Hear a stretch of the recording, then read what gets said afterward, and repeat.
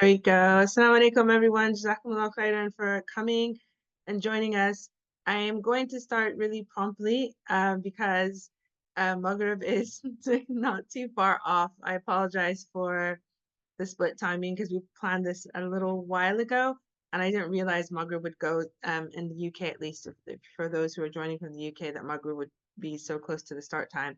So what we're going to do, inshallah, is we'll go ahead and start now, and we'll take a little break at about 6:05, and we'll come back at 6:15, inshallah, after everyone's had a chance to pray Maghrib, for anyone else who has questions. So the talk will be between now and 6:05, inshallah. We'll break for Maghrib, and if anyone has a question, you can come back. Just to let you know who I am, my name is Hind, and I am a co-founder of Stewards, and Stewards is an online educational platform. We run an online school for home educating families, and we have 4 different departments besides that: community courses, family services, which includes coaching, adult learning, and business and career coaching. And so, alhamdulillah, I am here with Zahra, and I am going to read you her bio. First, just to start off, to introduce her. So Zahra Mohammed has a BA in Education and Early Years with honors. She is Montessori trained and has worked in an Islamic Montessori nursery for a year with excellent student results, mashallah. And I actually know some of her students, and mashallah, the mothers of those students have told me they haven't had to teach their early years children anything until like 8 years old. Like, that's how advanced they were coming out of your class, mashallah. Zahra probably doesn't know, so she comes highly recommended with that. Zahra has home educated for 8 years and is passionate about child development and nurturing a lifelong love of learning and reading in children. And she's starting her master's in educational psychology from January 2025. So next January, inshallah, bidnillah. So it is a privilege and an honor to have you here, Zahra. And Bismillah, you can take it from here. Assalamu alaikum. Thank you. Assalamu alaikum, everybody. Bismillah. So I'm just going to get started really quickly. I've got my notes here, so just give me 1 second because I don't want to forget anything. I've also got my little one because I'm also home educating, as Hind spoke about. I've been home educating for about 8 years now, all 4 of my children, one of which possibly has undiagnosed special education needs as well. So let's just jump in. Today, we're going to explore how you can give your child a competitive advantage by really maximizing this key developmental window, which is the first 5 years of a child's life. And I'm hoping that by the end of our session, I want you to feel really confident about how you can help your child thrive at home. And we'll have plenty of time for questions at the end, so please make a note of anything you'd like to ask me. So let's start with exactly why the early years, which is the ages 0 to 5, are so critical. So during this time, your child's brain is basically like a sponge, and it is absorbing everything around them. And a lot of research shows us that for the first 5 years of their life, it's really foundational for their future success. So what you do now can really set your child up for emotional resilience, problem solving, and even academic skills down the road. So during this phase, a lot of children actually develop at least 90% of the brain connections that they're going to use for the rest of their lives. So the earlier we introduce some meaningful, engaging activities, then the more we're really setting them up for success. So I thought I'll give you just some few key takeaways about neuroscience, which is basically just scientists who went ahead and they've taken the time to study the child's brain and how it really interacts. So they found something called brain plasticity. So this is basically about during the first early years of a child's life. They studied it and they found that their brains are really highly plastic. And what this means is that they are really exceptionally adaptable to learning and forming new connections. So during this period, the brain is most malleable, which makes it easier for children to acquire skills such as language, problem solving, and even their social behaviors. So I want you as parents or caregivers in room now to really think of the brain as being like clay in these early years, which is kind of really easy to mold and shape. And these experiences that you go on to provide for your children during this time will really have a long lasting impact on your child's development, both emotionally and like cognitively within their brain. There are lots of simple everyday activities like just talking to your child, reading stories, encouraging play, and even, just encouraging play can really help to wire their brain for their future learning. There's some other things like forming of the synapses.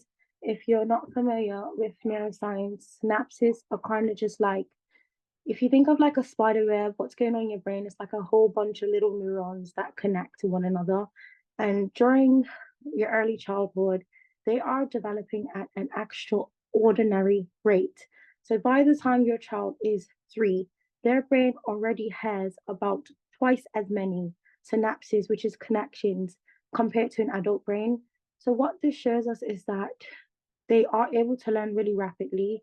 However, if we don't use them, we lose them. So, which is why adults tend to have a lot less.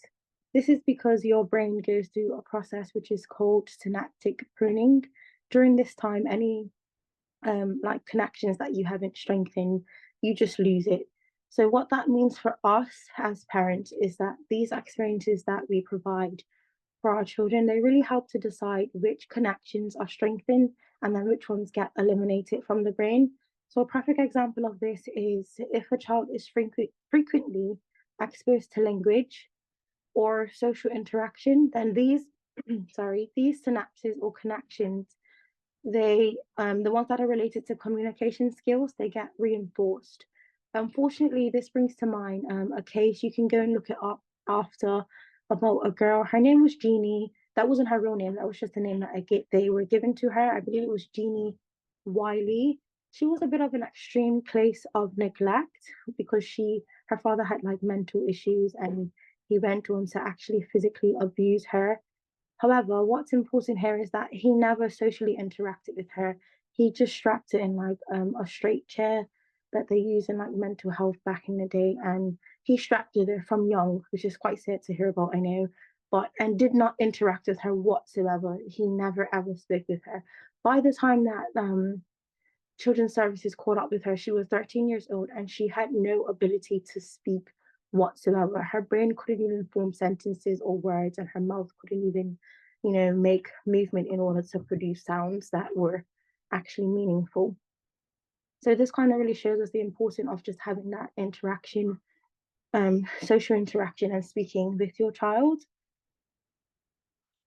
So there's also the importance of a stimulating, yeah, there's also the importance of a stimulating environment. So neuroscience also shows us that when we have an environment that is really, really enriched with stimuli, which is things like books or puzzles or just social interaction, they really promote the brain's development. And this is because it activates like different regions within the brain. So providing a stimulating environment, it doesn't mean that you need to have really high tech toys or elaborate setups. What children really need most is just a variety in their experiences, a variety of reading, playing, interacting with others, and just exploring new environments.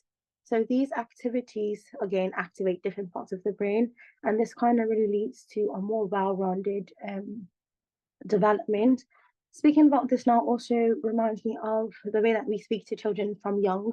So when they're babies, sometimes we'll speak to them, we'll be like goo goo gaga, or just the normal baby talk is something that I always kind of advocate against. I know it's so cute and they sound so cute and they respond so well, but they're forming again the synapses and like the basis for their language development later on. So I'm not saying don't do it, but just do it informed by knowing that by doing it, you're kind of delaying that language development in a sense. And if you would just use real words, for example, some babies might say a cup, but they don't say it properly. They might say, I don't know, a coo. And then you start calling it a coo every time they want a cup. You say, go and get a coo instead of teaching them cup, but then they don't really go to learn that one until much later. So one way that you can really advance your child's language development is just by speaking with them in normal terms, normal language. and not really using the baby language. One last thing about neuroscience is something called the serve and return interaction.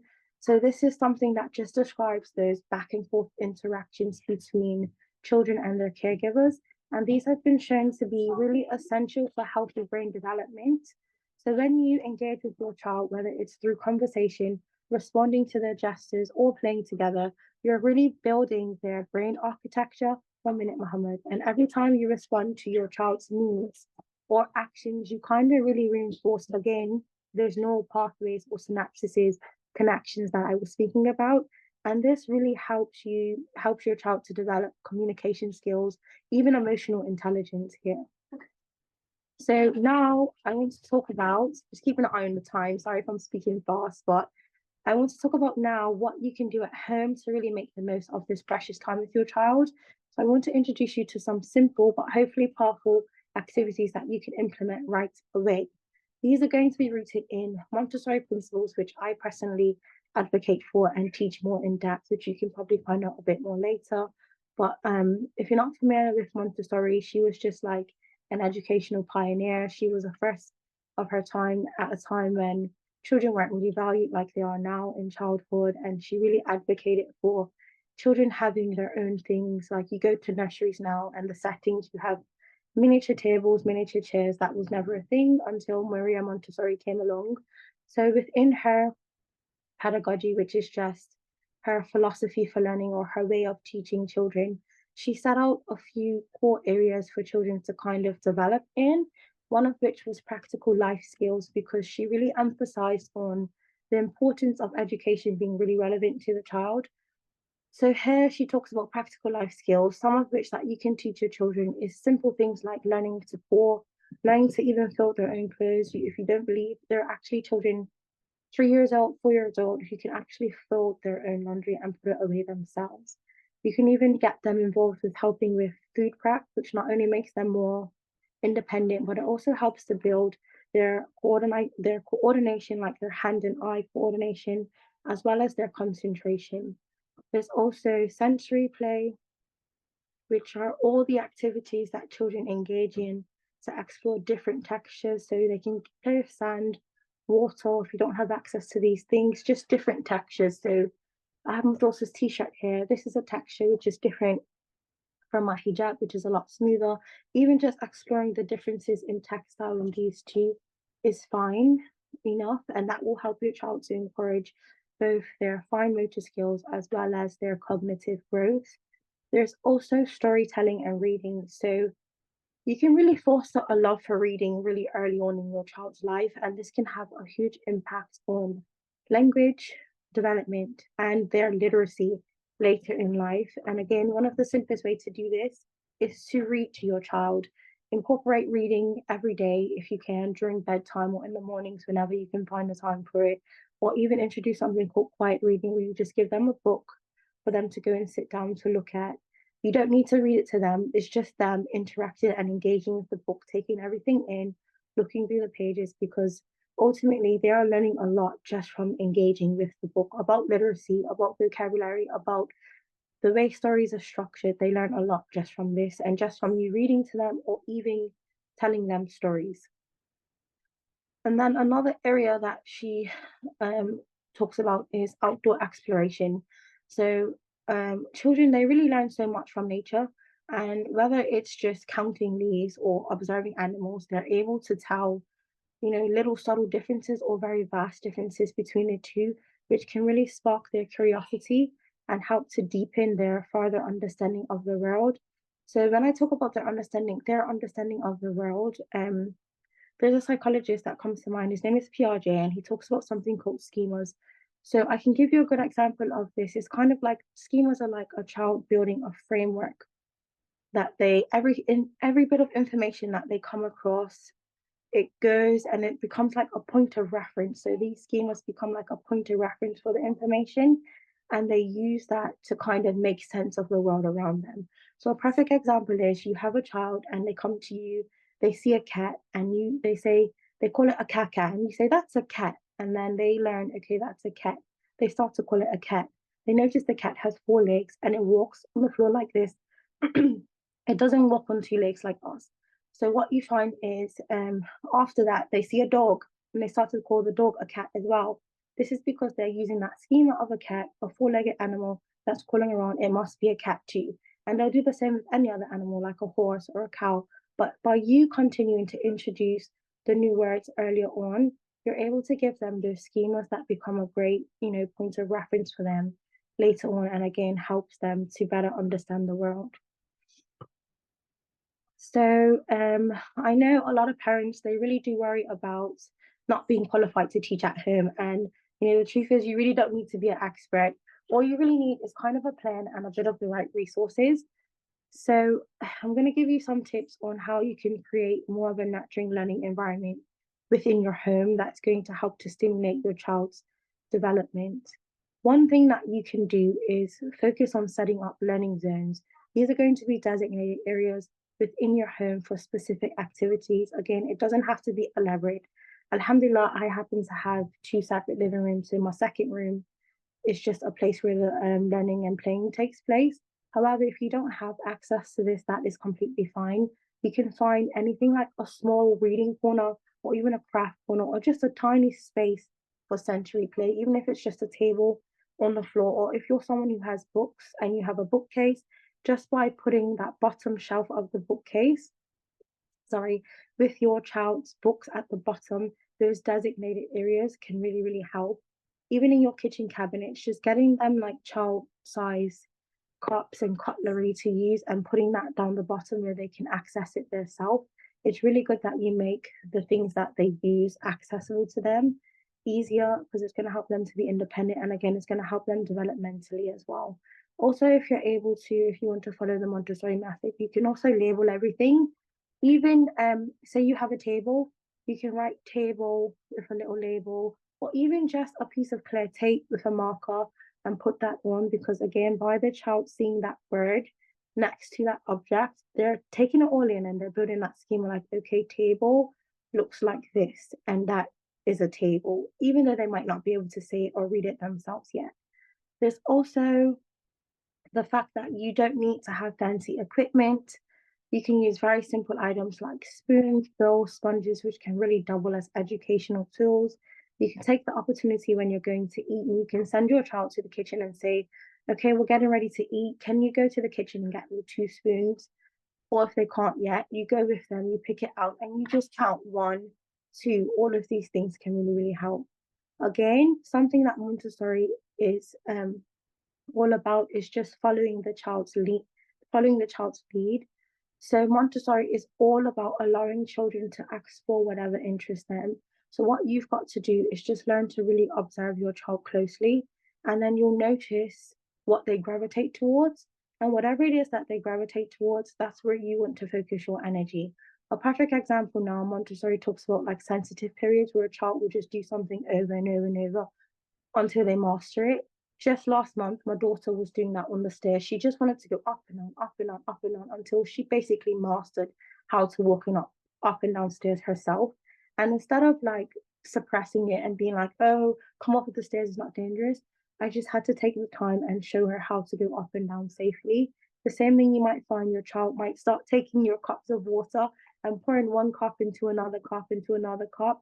Instead of again suppressing that, you need to learn to observe it and focus your energy into it and to support that child. The Montessori method is really all about supporting your child. Your job, well, again, as a parent, but a parent teacher in the home education realm, is to more so support your child. It's not about doing everything for your child, it's kind of letting them come into that realization by themselves. So, a good example of this is you might have some hooks where they can hang their coats. And if they're not able to do it themselves yet, they might get frustrated. They might call you. And instead of you coming over to do it yourself, what you could do is you can show the child how to do it. Or if they're not tall enough, you can lift the child up and let them do it themselves and put it on the hook. Or another thing you can do, well, yeah, that's just about it. I don't want to take up too much time. So, another example of something I've noticed when I observe my children closely is my 7-year-old daughter. She's in a space now where I need to support her more with her reading. The only thing she's really, really interested in now is just looking at random things around the house and saying, oh, mom, does that say manual? Mom, does that say change? And I'm like, yeah, that does. And just helping her to support her to further develop her learning. And let me just make sure I've not left anything else. I think, no, alhamdulillah. So I've shared quite a lot today, and I know there might be some questions on how you can probably apply some of these ideas to your own child's learning. So I'm not sure if we have enough time to maybe do a either quicker Q&A for about 15 minutes and then break up for Maghrib, or Hind, if you want to break up and then come back if you're still here somewhere. Yeah, no, I'm here. I Okay. just turned my camera off to not be Okay, we can distracting. start a So little Q&A or yeah, that's fine. about 10 minutes. So if anyone has any questions, because it was really, mashallah, it was a lot of information actually. Jazakallah khair, Zahra. Yeah. If anyone has any questions now, we'll stop for questions before Zahra continues. If you Or want if to you put them in didn't the chat. understand, if you didn't understand anything at all, you need to go back over it. That's fine as well. Um,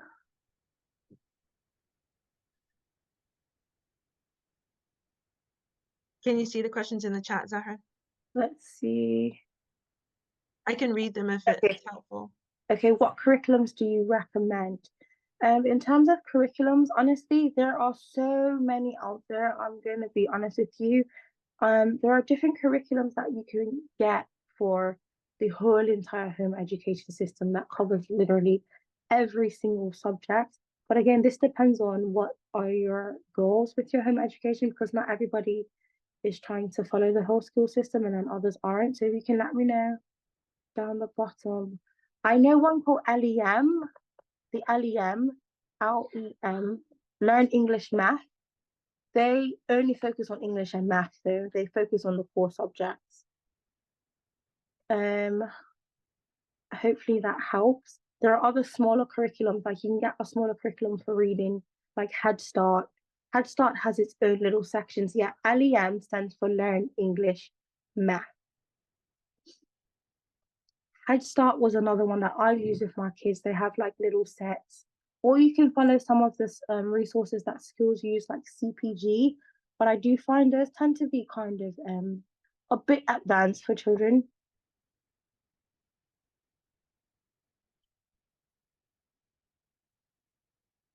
Okay, I'm going back up, sorry. What age would you recommend starting the child on letters? Very early, but it doesn't mean that you have to take the letter and do that whole A is A, which you can do, but again, just introducing it to their environment. So if you're setting up a play, I just happen to have this next to me now, having anything like this, or if you don't have anything, I don't know if you can even see what that is, like this, you can just write a letter on a piece of paper and leave it around the room. And just by them seeing it and engaging with it, that's a really good way to introduce it nice and early on.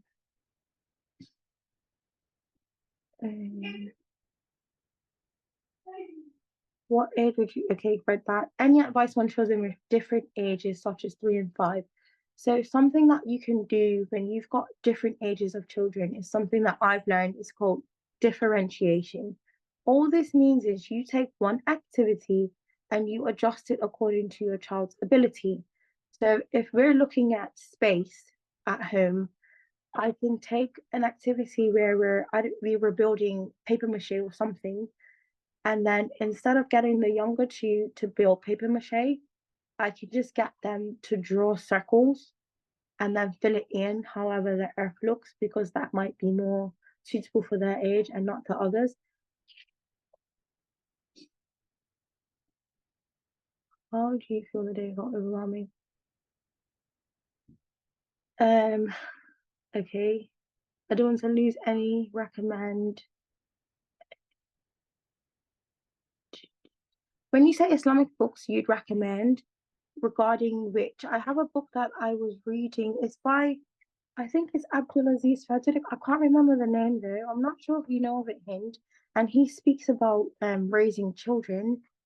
It's almost like a book. It's like poems. I think it's a translation where he speaks about just different things raising children Islamically, but it's not so much tailored towards home education. I personally have not came across many Islamic books that actually are tailored to home education, to be honest.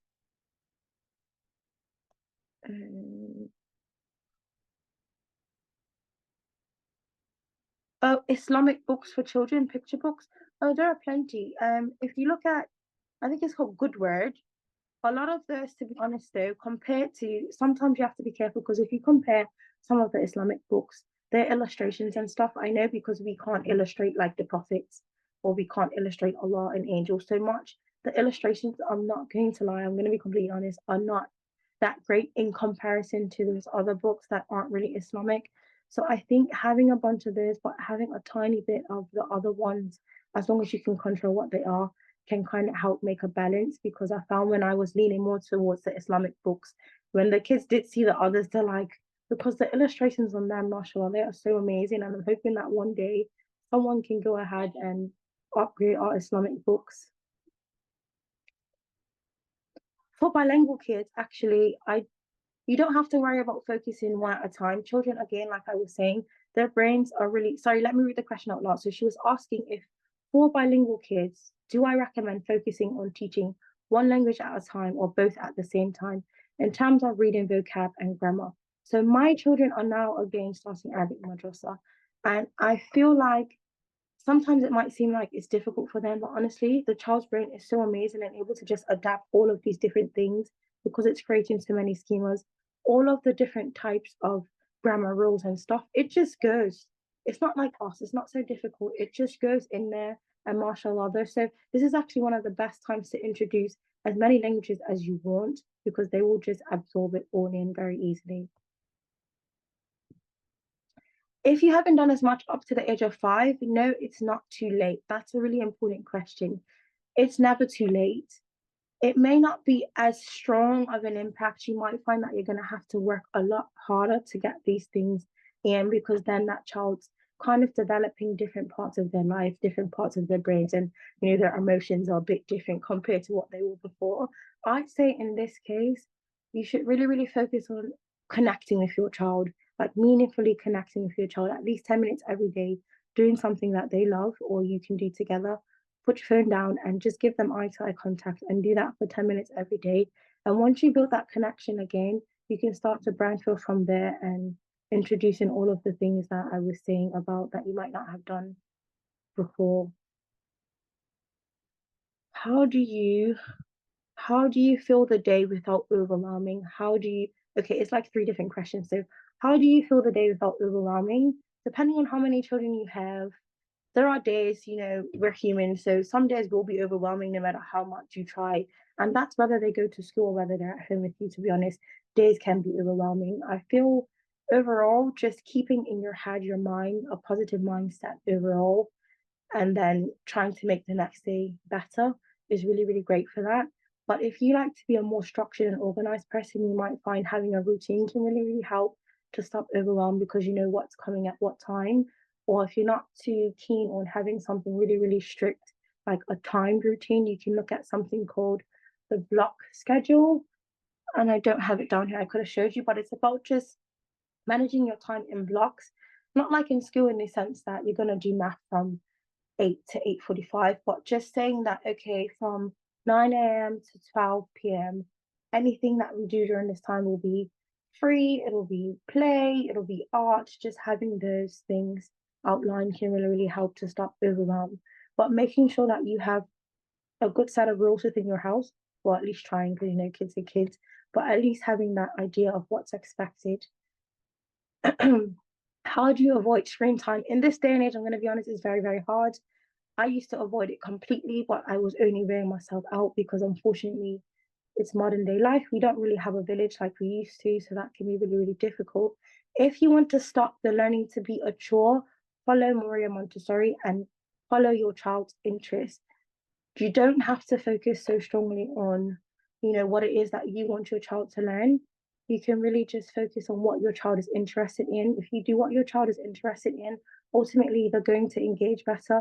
Learning is not going to be like a chore. Another way that you can do this very subtly is if a child is interested in math, if a child's not interested in math or writing, but they love, I don't want to say Spider-Man, but they love Spider-Man, you can just take and draw some pictures as best you can, or print whatever you have access to, little Spider-Mans, and get them to count them out, or using that child's interest in a creative way to get them to love learning. Okay, inshallah. Oh, yeah, that was it. If you know as much as there we go. It's in the chat if you want some other Islamic book resources. You can have a look there, and there's a link there. But I think that's all of the questions, alhamdulillah. Oops.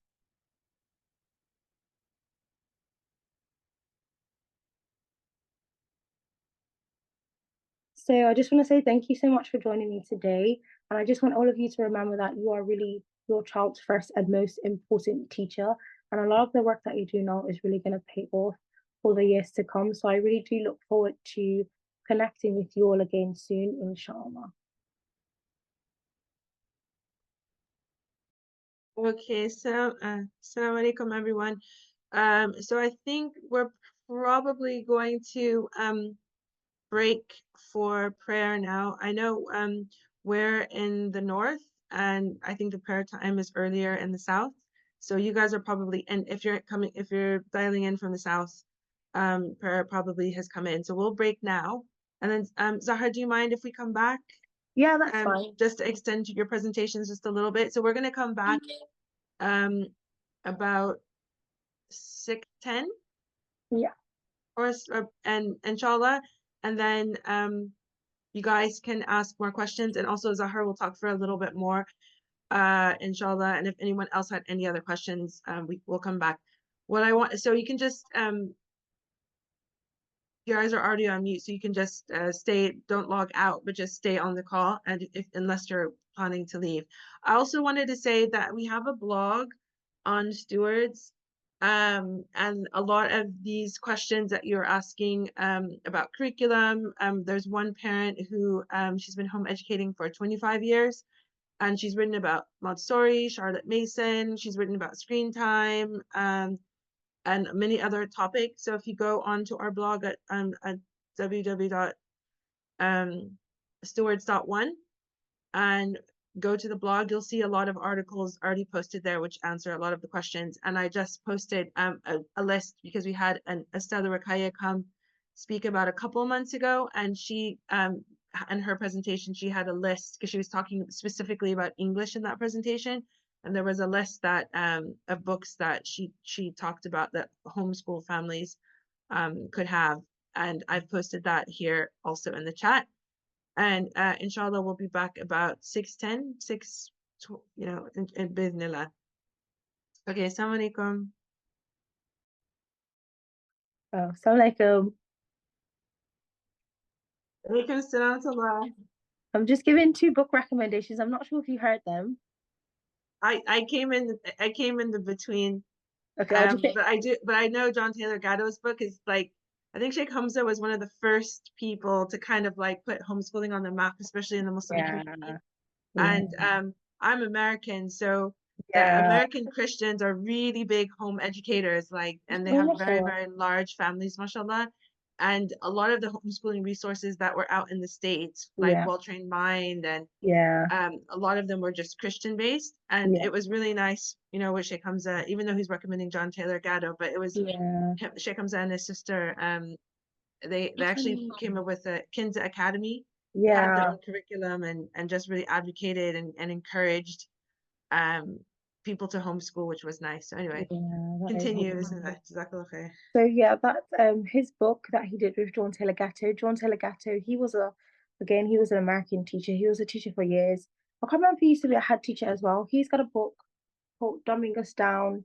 Oh, look, it's gonna blur it because my background's blurred. I'll put it in front of my face. No, it's called Dumbing Us Down. That's a good book about the hidden curriculum of compulsory schooling, if anybody's interested in that. Someone asks about screen time. This is a really good book by Sue Homer. She's a really good author who talks about there's a lot of good things in here actually about just raising children in modern time, but she talks a lot about nutrition, playtime, but a lot about screen time as well, trying to cut back from that. I thought about it. What are some alternatives to screen time? Now, it depends on your environment. I mean, there are going to be some days where you might feel like you can't really establish it all within the day, but you can just try to structure your day around activities or just having various activities throughout your day. Just keeping the children engaged is one of the best ways to kind of get them away from screen time. For my kids, they do have to have it sometimes. Like even now, I wasn't intending for them to be with me, but they ended up being home. But alhamdulillah, so they are having a little bit of screen time now, so I can get through this. So it does happen. Um, but yeah, having those activities really, really helps. And it doesn't have to be elaborate activities as well. My daughter, she will play for spoon, they'll play for cups, they'll play for anything simple, really. So don't feel like you have to go exhaustively just to plan something for them to do that. The other book was Detoxing Childhood. It's quite a long title, but I think if you put Detoxing Childhood by Sue Palmer, she also wrote a book called Toxic Childhood as well, which is quite good. The book with Sheikh Hamza Youssef, it's got Sheikh Hamza Youssef. There are two good educational books that are Islamic, Sheikh Hamza Youssef and John Taylor Gatto. That one is called Educating Children in Modern Times. If I remember, it's a really small book. It's got a picture of a kid with a mask, with like a monkey mask on the front. And then the other one that was a bit Islamic, it's called Educating Children, Classical Advice for Modern Times. And it should say by Al-Rumli, I think it says. Yeah, Al-Rumli. Sorry, Zahra, what was the title? Educating Children, the last one? Classical Advice for Modern Times. Okay. It's very similar to the last title. And who's that by? That one is by, it comes up as Al-Rumli. Al-Ramli, Armli.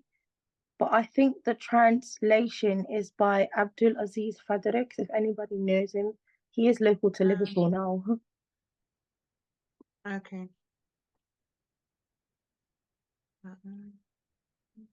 Okay. Yep, and the other, well, some of you might have heard of The Well-Trained Mind by Susan Wise Bear and Jessie Wise. This is like a guide to classical education, which is, again, classical education focuses more on English and math skills. It's more about those building those core skills in children. Something that was really easy out of that book that she gave me, a very simple exercise that you can give to your child, probably when they're a little bit older. I don't know what age it starts from. Kindergarten through to fourth grade. So this is a whole guide straight from kindergarten. She gives you some really good tips on how to incorporate that. So one thing that I tend to do now with my older two that I got from her as well is I'll just write out simple sentences, write them out and get the children to copy, which is really helpful for them to kind of learn how to write and write better, learn how sentences are formed. And then someone asked a question. I'm going to go back about the cost. And I think there was one other question. Oh, the other thing that I want to say really quickly about how to avoid screen time, again, if you foster a love for reading within your children, especially pleasure reading, not being so fixated on about them having to read like Islamic text, just finding good text. Actually, I've got a really good book, Islamic children's book as well, which does a good mix of pleasure reading and getting the fundamentals in for children. Give me 1 second.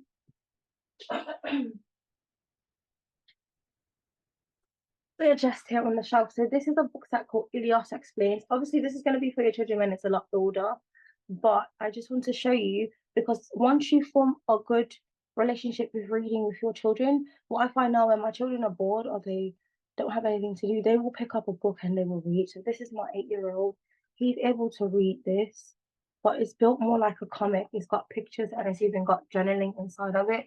So I find that the more you give them a love for reading, then the less screen time you kind of have. And then again, introducing them to things that are going to enhance their concentration, you'll find that they'll just get on with activities, they'll use their imagination, They'll get into small role play. They'll do so many other things when they're bored and don't have a screen really to kind of engage themselves, to be honest. Someone asked a question about cost. So how the course looks like on a monthly or yearly basis for children. Home education can look like anything. It's like a spectrum, to be honest. It can look as little and as big as you want it to be. It all depends what you want to put your child in or what you can afford to put your child in. So I can't really put an exact amount on it, but just know it doesn't have to cost a lot. I spoke about recently, I went into uni to give a talk about home education, and we spoke about the resources, especially Montessori resources. They can be really, really costly, and trying to buy them over time, it can really, really be heavy on your pockets, but it doesn't have to be. The whole ethos of Montessori is about sustainability. So the reason she uses wooden toys is because they can be reused, they last so long, they don't break, and then they biodegrade eventually, and they're not going to go and become landfill like plastic toys are. So I think once you understand her ethos behind it, and then again, children engaging with nature is really, really good for them. It's really good for their emotional development and their health as well, instead of touching plastic, which is why she does it.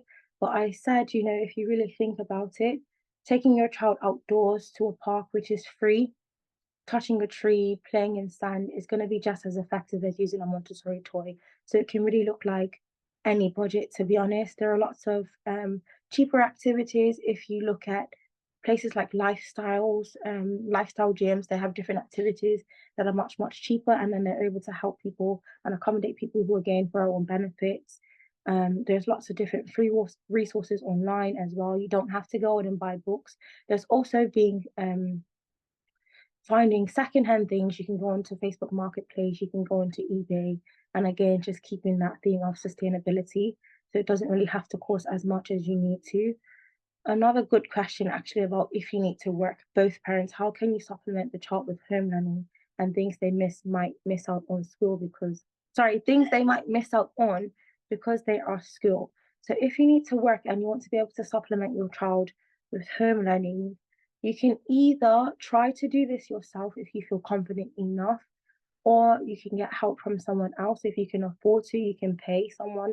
Like here at Stewards, they have I think she wrote it somewhere here. They have a whole online school and a local community of courses for home educating children. They also have qualified classroom teachers and tutors that are university and A-level students that can help you with that. So, so it's really up to you. It doesn't have to be you if you don't want it to be you. And if you want it to be you, it's not difficult to go ahead and because you've got that kind of adult brain, you can kind of learn these things and then kind of teach it back to your child as well. There's another good question about how do homeschooled children, sorry, I'm tongue-tied after all the talking, prepare for any examination? So homeschooled children are actually not exempt. They can sit any exam, they can do their GCSEs and things, but it's going to be at a cost to you as a home educating parent. You can just register them and independently and pay yourself to have them take the exams, but the preparation is on you.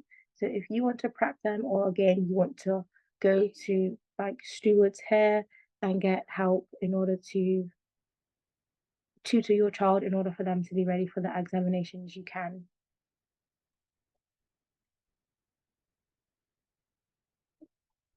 I was gonna say that inshallah we're gonna have inshallah Zahra will be coming back, and we're gonna do one more webinar on the younger years.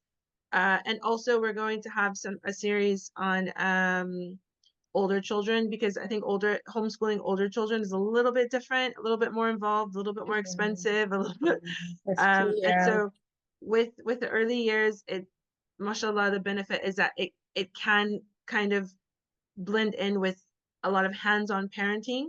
And I think, as Zahra really described, it can be very much an extension of your home life. It's just about taking the time to teach as you live, and and to be patient with your child through the process, and just being willing to participate in that process. I think the older a child gets, especially going into key stage 2, and Zahra, like, I think you teach her expertise from early years all the way through Key Stage 2. Is that correct? Yeah. Yeah, But technically, because now that I've started to we've even done all the way up to adult learning now, alhamdulillah. right. So there's different phases you and your child will go through in the Yeah. homeschool journey. And so and inshallah, we will be having, if you sign up on our website for updates, we'll be having different discussions. But we wanted to really focus on the early years here because I think sometimes it seems like it's like easy enough, Mm-hmm. then the attention to detail can be expanded for a lot of us. I think especially because a lot of us are busy, we have a lot of responsibility, we have older children. I have a 4-year-old myself. Yeah. And I asked Zahra, can the next talk just be about 4-year-old? It's really difficult. And I Yeah. think just slowing down and having someone guide you about like actually these things are important, pay attention to them and really Yeah. maximize this time. Because we had a talk on teenagers and Stewards like about a month or so ago. And so it was hugely attended. So many people signed up because that's like everyone's like it's the teen crisis around the world. Yeah. And one of the things the sheikh said was like, what you do when they're little, the 3, 5, 6 is like sets the foundation for all of this. Exactly. And everybody was like, but my kids are already big. So we're like, really want to emphasize this. Like, this is the time to bond with your child. This is the Yeah. time to like, establish that relationship and to build that communication and to, Yeah. open the doors of learning and to just have your child trust you. And it's Yeah. all kind of starting now. Yeah. And inshallah, those seeds are planted and the relationship can grow because I think that like years ago, my eldest is 21 and my youngest is 4. And so years ago, we didn't have social media. I didn't even have a mobile phone till I was 25 years old, shows my age. But like, I think parents are a lot more distracted in this time than I was when my older children were little. Mhm. And I think it takes a lot more consciousness and intentionality to bring out some of these things that Zahra was talking about today. So That's actually a really huge part of Montessori as well that I didn't even touch on. Is just giving your child that time and space, which is something we really don't have nowadays. Like, we're just so busy and so consumed in modern day life that we just don't have that ability to just slow down and be present with your child. But your presence is so important. Connecting with them is so important because someone did ask, if you don't do it in the first 5 years, can you do it later? And I said, yes, you can, but it's going to be extremely difficult, especially when it comes to connecting with them on an emotional level, which is very similar to like the way the Prophet ﷺ teaches us about playing with your child for 7 years, which again goes with all of the early years, 0 to 7 or 0 to 5, which again is debatable. But just playing with them for 7 years, teaching them for 7 years, befriending them for 7 years, and then letting the reins go. So 7, 14, 21, and then they're gone. And that is it. There's no going backwards. So, unfortunately, if some of us can even reminisce on our own relationships with our parents, our relationships now with our parents, the ones who call their parents, the ones who go to check on their parents, those are the ones whose parents actually had a deeper connection with them in those early years and inshallah probably fixed it a bit later on. But otherwise, it tends to be, sadly, those are the ones who don't get a phone call, unfortunately, from us if we didn't do that. Yeah. So I think it's really, really important that we kind of really, really channel our energy now into that. And for us as Muslims, if you're not Muslim or if you are Muslim here, then as Muslims, we have a really huge advantage because we know our children are going to be some really, really great assets for us. Even in the Akhirah, they can still make dua for us and Quran and things. So I think it's just really, really important that we just turn out the outside noise, slow down, and really buckle in to our children during this time.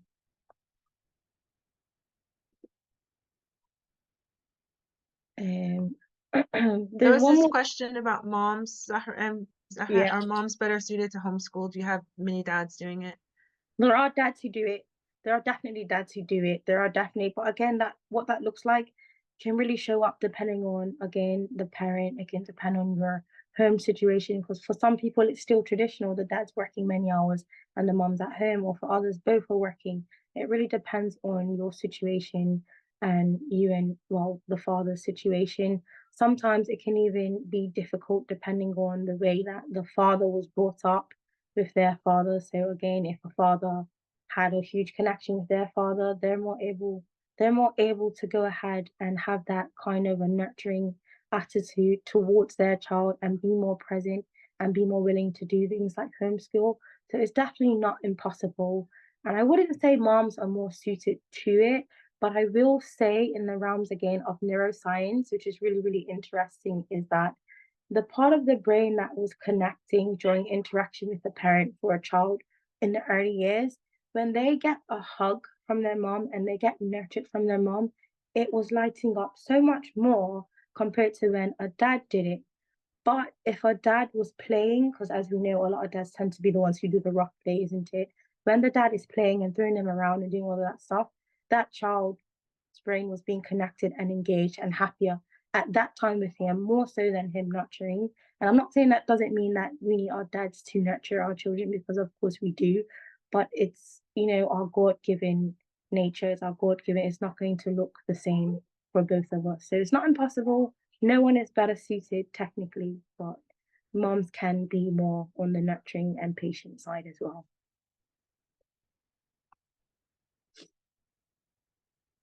So I'm not sure if there are any more questions. I wanted to kind of ask one more question, then maybe we can wrap up, Zahra. Yeah. You were talking a lot about the neuroplasticity and Yeah. the growing of the brain Yeah. in the beginning, and I just wanted you to kind of go over again what are some things that we can do with our little ones that can help with that, because I think that is an immense opportunity that a lot of us really kind of miss out on. Yep. And sometimes I've talked to Zahra about this because my 4-year-old's very active. Yep. And sometimes your child's curiosity in the activity is just them learning. And it's their brain actually literally forming those neurons like, oh, well, if I squeeze the toothpaste all the way around the sink, Exactly. this is what happens. And like, That's oh, mom that's doesn't all like he's it. And doing. yeah, like, and so I want to, what are some ways that we can kind of direct that energy and Yeah. help that support them? Yeah. You've gone over some, but just if you could give some more practical things that we can do to help this immersion, like their brain growing and really and extending that period of time where maybe that can be the next talk, like Yeah. Yeah. how do we keep those neurons from dying out in adulthood? So the best way to keep them from dying out in adulthood, and when I think of children, I think of their repetitiveness. So it is the repetition that strengthens overall. So you find as adults, you're studying for an exam, or many of you here now, you've studied so hard for your exams, and I bet you can't tell me not one answer from your GCSE exams, isn't it? You don't remember because you've closed that chapter of your life, you've closed that book, and you don't even look back. You don't revise it again. Those synapses are now gone. Unlike us as adults, children still have that repetitiveness. Like I know my children, and probably plenty of your children, can come to you and take the same book and read the same book every single night or 5 times a day or listen to the same thing over and over and over. But all that's doing is strengthening. So, for one, you want to give them the most amount of exposure to experiences as possible. And it can be any experience, like, your son was squeezing the toothpaste around. Unfortunately, we're in the middle of a cost of living crisis. So that might not look great for everybody, giving someone a tube of toothpaste to experiment with, but maybe finding other alternatives like paint or making your own Play-Doh or just other things that are like sensory to use to help them kind of explore that, or just taking them outside on a rainy day and letting them play and mix in the mud. Yes, the messy, dirty mud, and let them get in there. And then, you just bath them later. But things like that are really going to help. But overall, it is the repetition that strengthens and is the lack of repetition that really causes them to die out, because your brain is like, okay, I don't need you. I don't need you. You're never going to use it again.